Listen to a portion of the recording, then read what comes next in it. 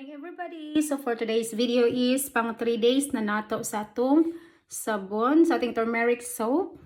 So ayan, ito na din yung itsura niya pag 3 days niya guys.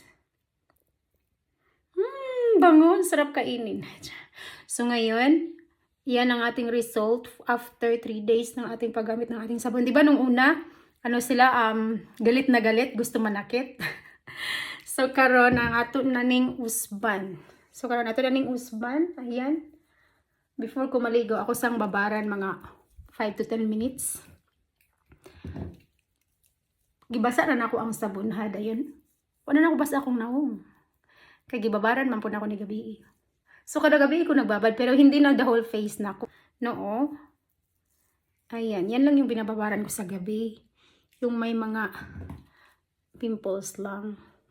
O kaya pag may mga melasma kayo, babaran nyo lang dito sa gabi lang para matangtang. Hindi naman kailangan na dito sa nose ko kasi natanggal na sila. Matagal na akong walang whiteheads at saka blackheads. Pero pag nagsasabon ako like 5 to 10 minutes na ako binababaran, sinasama ko na lahat yan. Buong face lock na. Pero minamassage ko lagi yan. Massage. Before natin hayaang ibabad. Ganyan lang. Always avoid our eyes, guys. Diba nag-dry na sila after 3 days?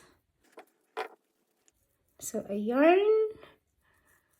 I-focus ko lagi dito sa may pimples. So, ganyan lang.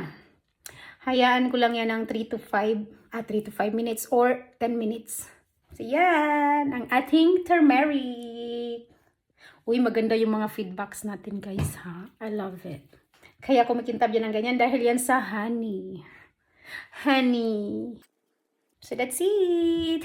Our turmeric golden beauty care soap.